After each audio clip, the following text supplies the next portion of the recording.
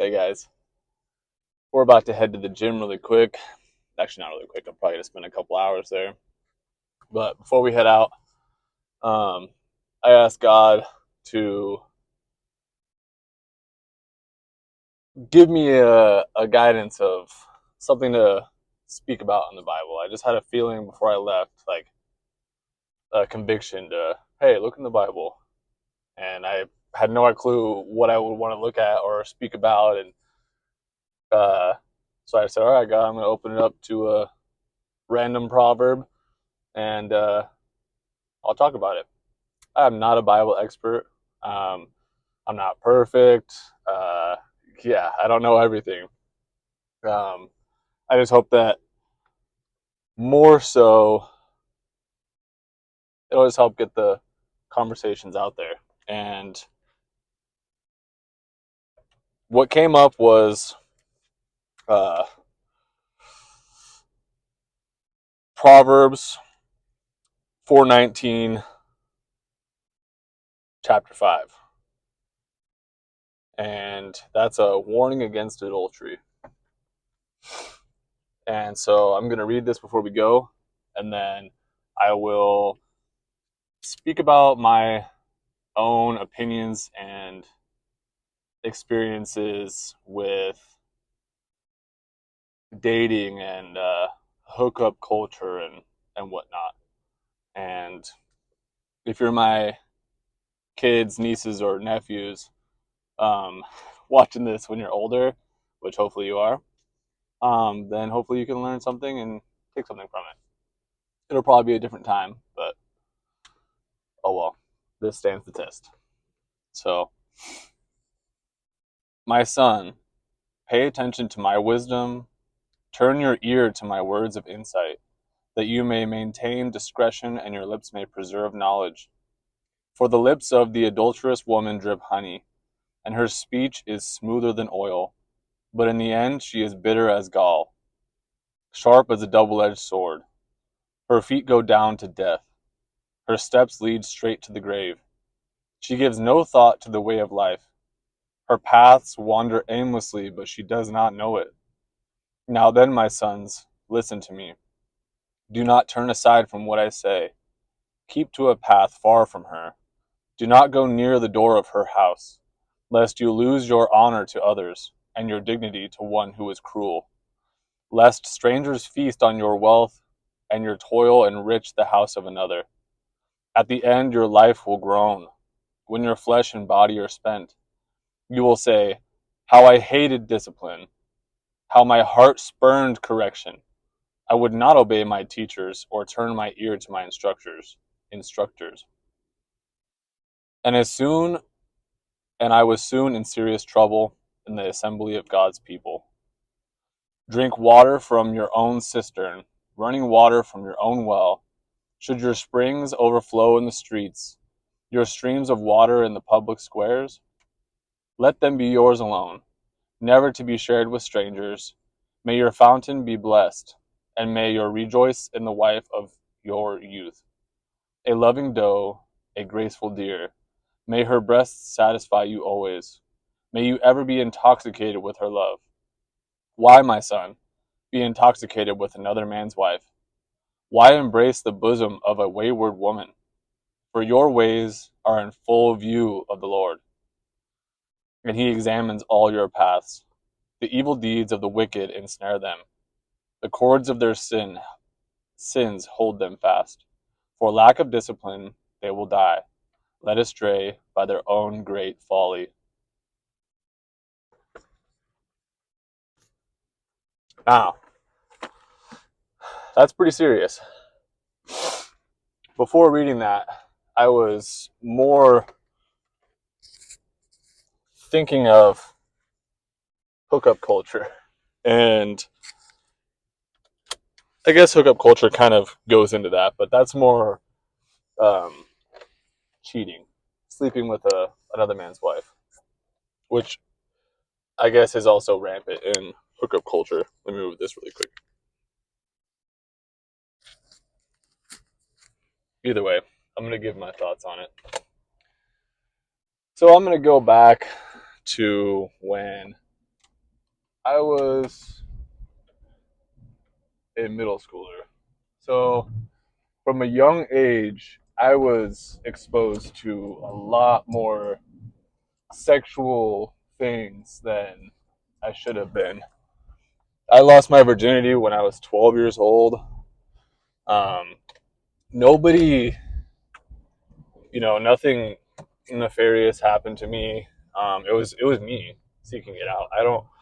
I don't know how I was exposed to this type of stuff when I was that age, but I really wanted to grow up fast. I wanted to check those things off the list, and I wanted to be the first one to lose my virginity and whatever, act older than I really was. And so from a young age, I really had a skewed view of relationships. And so to me, what was cool, and to a lot of other people my age, I'm 28, it was cool for a guy to have multiple women. The more women are after you, the better, and the more girls that you can sleep with, the cooler you are, like a conqueror. And hold on, let me get my pup some air. There you go, baby. And so, you know, uh, from sixth grade all the way up until I had my first serious adult relationship, I had cheated on almost every single girl that I dated because I was not satisfied. And I used to like seek girls that had boyfriends, and it would make me feel good to be able to take them from that guy, because then it made me feel like, oh, I'm so awesome that this girl would do something so horrible just because she couldn't help herself because I was so irresistible. Which I mean, come on, that's just not true. Let me fix you guys.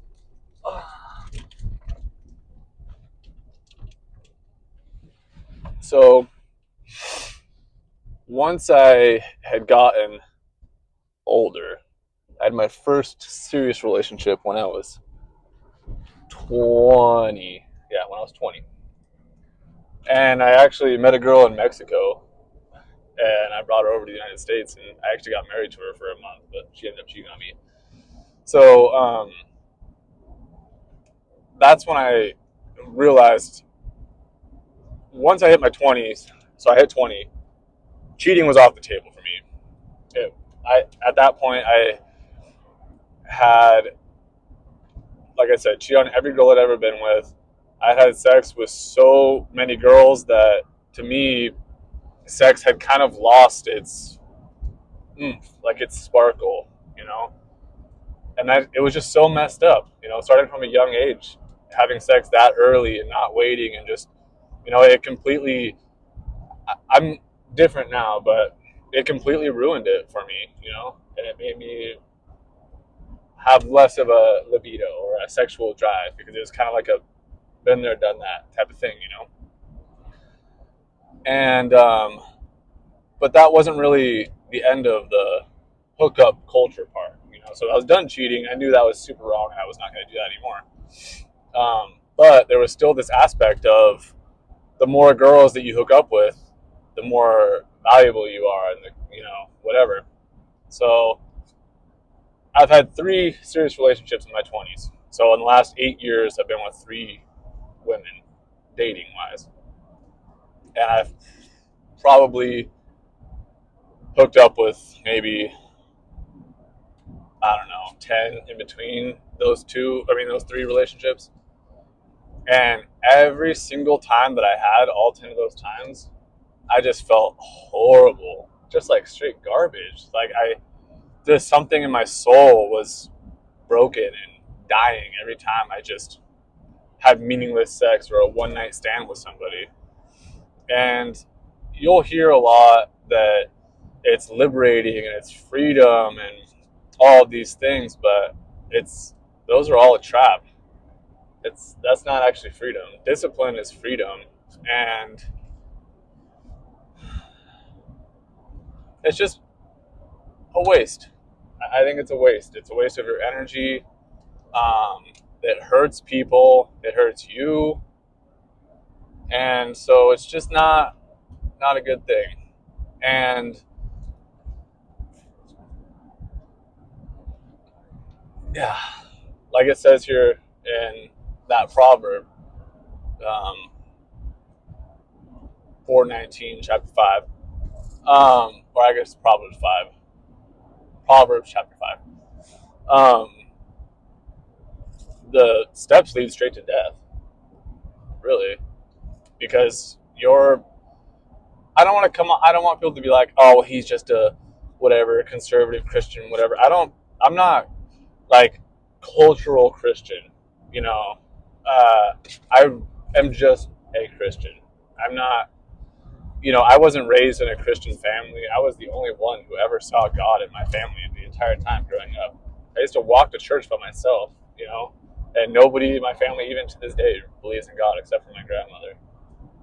And so when I say sin, I'm really talking about these negative things that impact your soul and your well-being. Okay, so I don't want you to I don't want to sound like I'm a preacher or like I'm a pastor or something like, oh, all you sinners. I mean, we all sin and we all have sinned, so it's no one's better than the other. But I want you to know that these things are real and they're dangerous. They will lead to death, and death is eternal separation from God. So don't kill yourself. Have meaningful relationships with whoever you're having meaningful, whoever you like, you know, whoever you like, have meaningful relationships with them. Don't fall into lust and, I guess, what is it? What's it called when you're insecure and you want somebody to validate you? Don't fall into that validation where it's like, you feel bad about yourself, and so you go have sex with somebody to validate that you're still valuable. That's I've done that before. It's a lie. It's a trap. It's not. It doesn't actually work. It's not real. It's much more valuable, and it shows that you're much more valuable if you can make a meaningful connection without having to go all the way into sex. That really is supposed to be an intimate bond that is ridiculously strong between you and your partner. And if you're just having sex with people, one night stands, blah, blah, whatever, it becomes nothing. It's just like if you say, I love you to every single partner that you have, first week, it loses its meaning. It becomes less strong, less powerful, and less, important.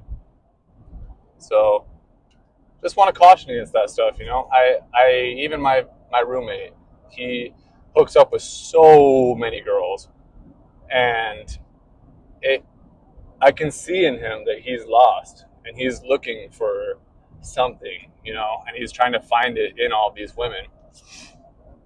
But it's not worth it. It's not worth your energy or your time. Have discipline. Have discipline. Don't fall into lust. And one woman or man, one super strong connection, that's worth more than all the hookups combined in the world. Just spit. So yeah, just wanted to come in here and talk a little bit about that. That's where I am. For years, I had a girlfriend up until last year, a year ago. I don't hook up with girls. I don't go on meaningless, I don't chase after those meaningless things. You really should just keep your eye on the prize, and the goal is connection. The goal is connection, and the goal is love. The goal is not sex. So I'm grabbing some gas really quick, but one thing I wanted to add to what I was saying earlier is that if you are in a relationship and you're not happy, don't cheat. Just leave. You know, if you can't work it out and you've tried your best and you don't want to be there anymore and you met someone else, don't cheat. Just just leave. That's a much better option. Make a quick stop in the post office. See if we got a check. Been waiting for the past couple weeks. The moment of truth.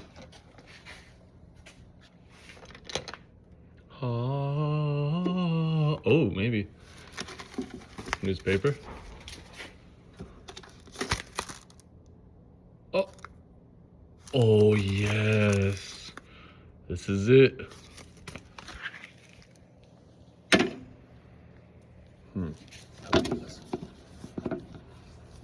Can't really hold up very well.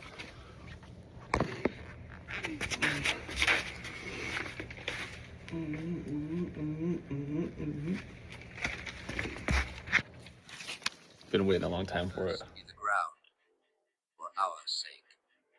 Thorns and thistles it shall bring forth for you. For out of the ground we were taken, for the dust we are, and to dust we shall return. But no darkness will overcome me.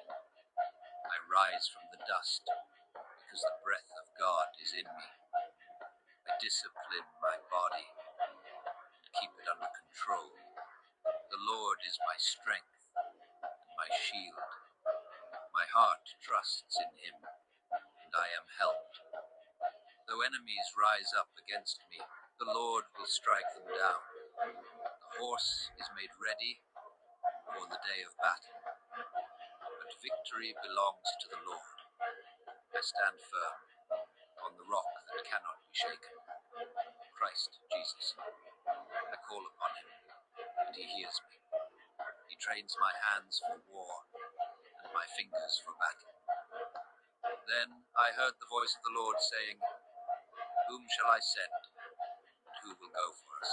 And I said, Here am I, send me. Send me into the storm, send me into the darkness, where light is needed most. Send me to stand when others flee, to build when others break, to speak when others stay silent. For I was not made for comfort, I was made for the fight, I was made for the fire, I was made to carry the banner of Christ into the chaos. Though the world shakes around me, my foundation stands. Though my flesh grows weary, my spirit will not faint. For the Lord is my refuge, my fortress, and my commander. And when the day of battle comes, I will not be found sleeping. I will be found standing. Oh my goodness. All right. We're out of the gym now. I am roasted and toasted and croasted.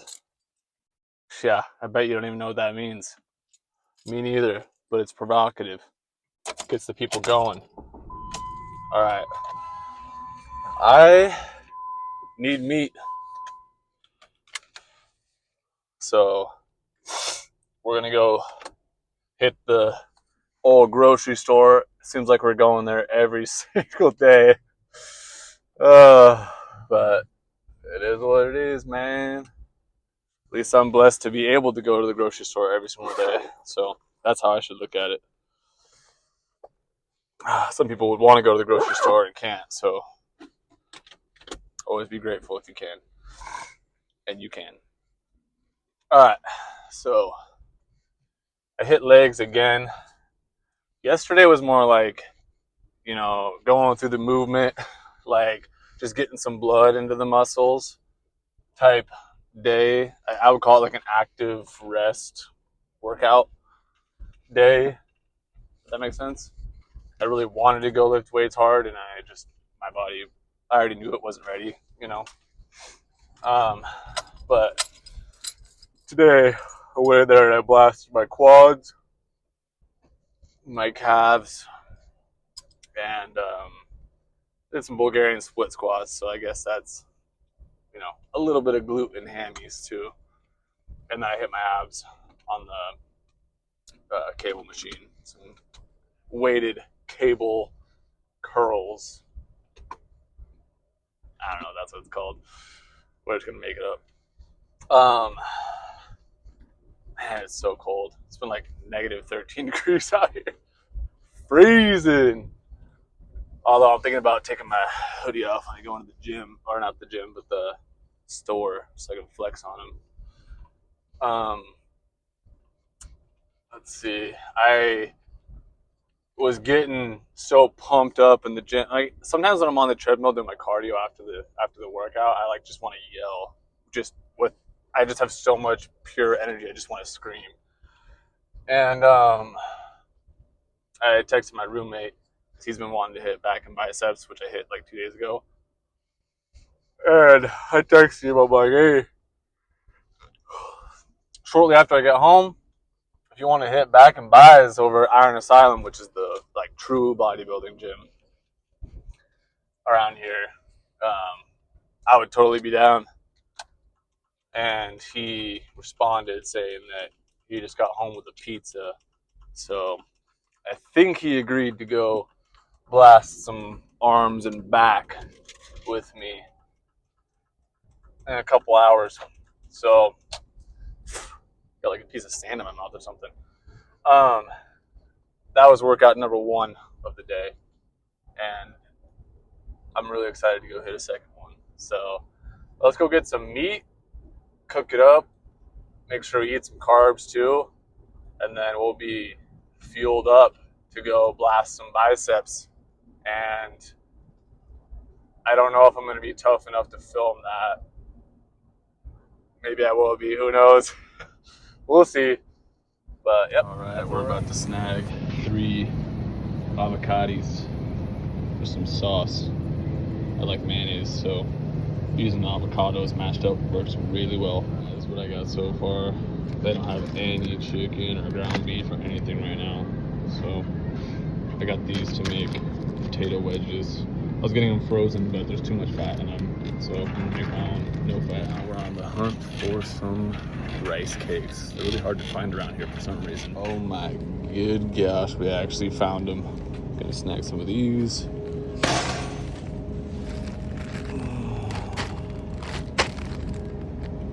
Some of these.